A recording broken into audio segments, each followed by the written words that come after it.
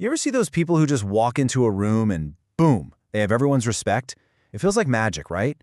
But it's not. It's not something you're born with either. It's a skill. And today, we're going to break down the psychological rules, the actual practical stuff you can use to earn the respect you absolutely deserve. Let's dive in. So what is the secret? How do they do it? Well, it all comes down to a few powerful psychological principles that basically control how people see you. And we're going to unpack every single one of them step by step. But we have to start with the most important person in this whole equation, and that's you. First up, we're talking about the foundation. Because here's the thing about real, genuine respect. It's not something you go out and get from other people. It starts right here, inside. It's all about the inner game you play with yourself. This quote from Eleanor Roosevelt absolutely nails it. You are the one who decides your own value, period. The second you give someone else the remote control to your self-worth, you've already lost the game before it's even started. Think of respect like a mirror. It's simple, really. You have to give it to get it. When you treat every single person with dignity, I'm talking from the CEO all the way to the janitor, you project this powerful sense of fairness, and people can't help but reflect that same respect right back at you. You know, there's this huge misconception that being mature means you have to be super serious all the time, but that's not it at all. True maturity, it's about emotional control. It's staying calm when things get chaotic, thinking things through, and not letting your emotions hijack your decisions. That kind of quiet confidence, well, it speaks volumes. Okay, so once you've sorted out your inner game, the next step is all about projecting that confidence outward. And that brings us to our second section, the projection, your physical presence.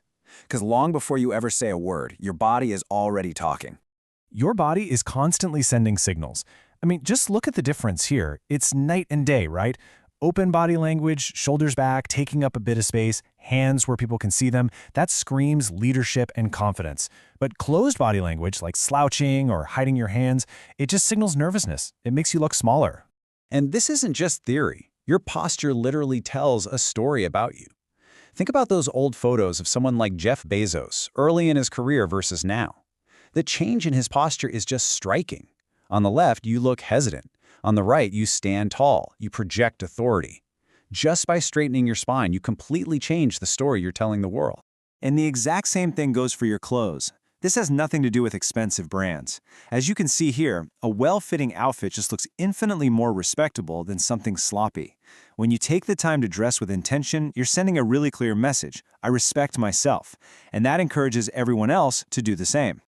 Okay, so you've mastered your inner state, you've got your physical presence down. Now we get to the moment of truth, the interaction. Because how you communicate, well, that's where respect is either won or lost, right there in real time. People who command respect are never ever hasty. They don't react, they respond. And they do it with this simple but super powerful process. First, they listen. Then they pause. Then they actually think. And only then do they respond.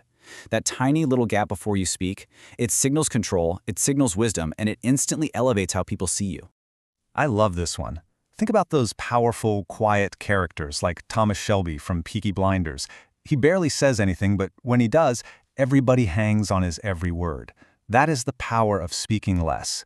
It's basic psychology, really. It's scarcity. If your words are rare, they automatically become more valuable. So here are a few quick power plays for you. Always try to keep your tone calm and steady. It just projects total control. If someone tries to insult you, don't get defensive. Just hold their gaze in silence. It is unbelievably disarming. And last, resist that urge to prove how smart you are. Let your actions and your results do all the talking for you.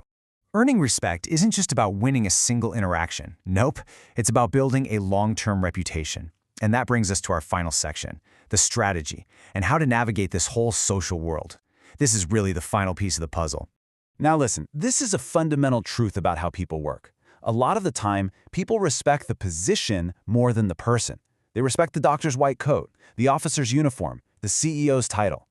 So the ultimate strategy is to increase your own value. Build your skills, rack up achievements. Make yourself so valuable that respect just becomes a natural side effect. And to bring it all home, here are some final rules for navigating the social world. Never ever talk behind someone's back. It just vaporizes trust. Don't be an open book. A little mystery makes people curious about you. When you mess up, Just own it. It shows incredible character. Be genuinely humble, not just nice to get something. And finally, learn to laugh at yourself. It shows you're confident enough not to take yourself too seriously. So, after all of this, the question isn't just about what you've learned. It's about what you're going to do. Is it going to be your posture, the way you pause before you respond, or maybe focusing on building up your value? Just think about it. What is the one small change you can make, starting today, to begin commanding the respect you've always wanted?